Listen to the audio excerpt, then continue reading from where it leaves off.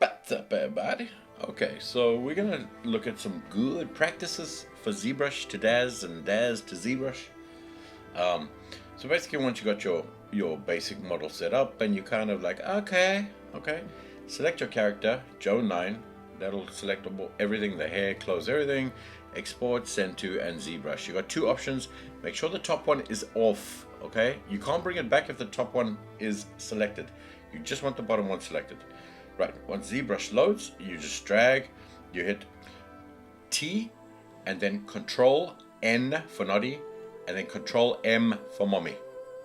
It makes it into you can start painting on it right away then. Okay, I'm using Control just to move around here and middle mouse button, and then select your brush and start painting. Over here you can see it's a little bit messy. I hold down, I think it's Shift or Control, and you're just smoothing it out. I'm just smoothing it out. Same with the top. I'm just smoothing it out. Otherwise, in my brush list, if I let go of Control, I get a what is it called? I get them normal brushes. And over here, I'm going to take a snake hook. The snake hook is an amazing brush. I use it for pretty much most things. And over here, I can just start sculpting. So start getting your model the way you want it to look. Now remember, you can go back and forth.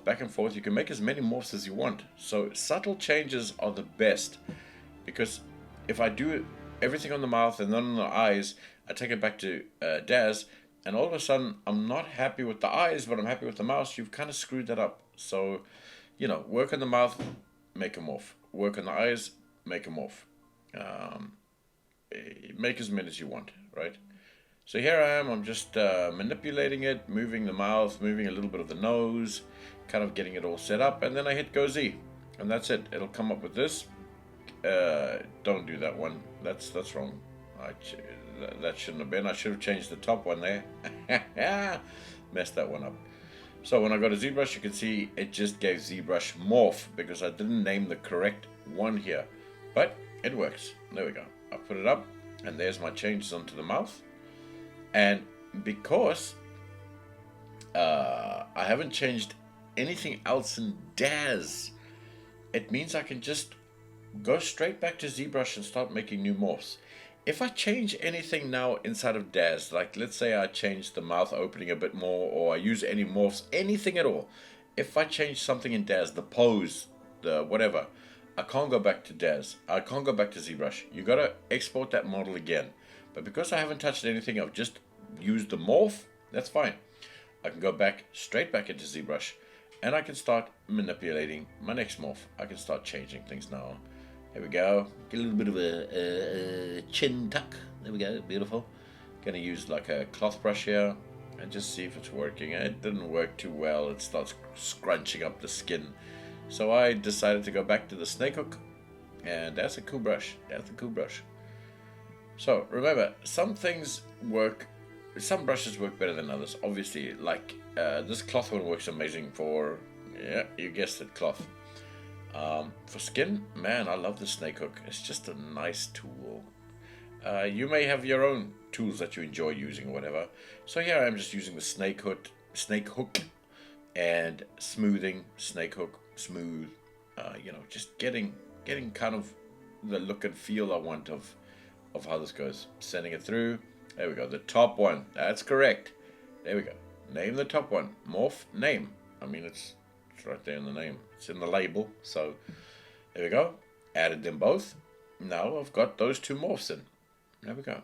Now I start to, doesn't look amazing, but I start to define my character now. I start to polish, which is important. And then I want to mess around with the hair. So here I am. Look, I'm doing something within Daz now. I'm messing with the hair. So as soon as I mess with something, a good practice is just to send back your model again.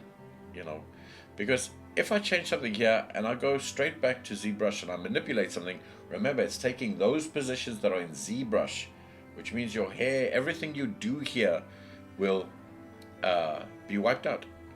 So if you put in some morphs, everything's fine. Now I'm changing things inside of DAZ, which means I have to send that model back into ZBrush. Always make sure when you're working in ZBrush, your model in ZBrush is exactly the same as the model that you last left DAZ with. Okay? So yeah, I'm changing a couple of things. All good. All good, right? You can do it. It's all good. So you can change what you want. I select the character again. I say send to and ZBrush. There we go. Make sure the bottom one's selected, not the top one. And it just updates your model. That quick. That quick and easy. I've got the new model inside of there. And we're good to carry on going. Now I want to mess with the hair. I usually just hold Alt and I click on the hair. This is an easy way of choosing between different subtools. So if I want the skin, I can hit Alt, just click on the skin, and it's back on there. Okay. In ZBrush, everything is a different subtool, just like it is in DAZ. Everything is different. Now over here, I'm using a move topology because I want to move separate strands. And what this topology tool does is it only affects the topology that I am on. So each strand, whatever strand I'm pulling there, it's moving just that strand, which is a very powerful tool. Just messing up the hair a little bit, you know, dragging and pulling, using the topology tool. It's an awesome little tool, this. And that's it, just roughing, all right, roughing up the hair a little bit, making it a little bit whatever, so a little bit more wild. Okay, so I just such a nice tool. Don't go too close to the root because then you're going to pull the hair off the scalp. So kind of aim low or medium. Try not to get near the root. Okay. And here we go. Just roughing each little hairs up individually. It takes a little bit of time, but it's awesome and cool. Now, I'll make sure I'm on the hair. Send it back. ZBrush. Call it hair or whatever. Type in ZBrush into the all. Get my morphs, and bam, there's my hair. Boom, you can see it moving. Beautiful. Incredible. It's beautiful, my line, no? There we go. So you can see the effects. You can see the effects. Mouth is looking a little better. Not perfect, but looking a little better. A little bit smoothed out. More pressed against those teeth. The hair's a little messy now. Over here, I'm just going to, once again, go into the hair. See if I want to change anything up. Mess around with anything. I'm just tweaking the model. So I do my morphs, I bring them back, I apply the morphs. You don't have to apply the morphs to 100. You can mix and match. Morphs work just exactly like normal morphs. You don't have to apply it to 100%. If you like it a little bit less, a little bit more, you know, mix and match, do whatever you want. ZBrush morphs work exactly like normal morphs.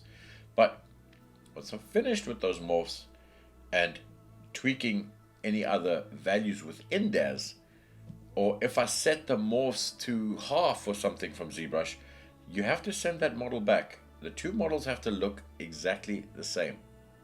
If you're working in ZBrush, make sure it's the exact model that you left DAZ with on your latest one.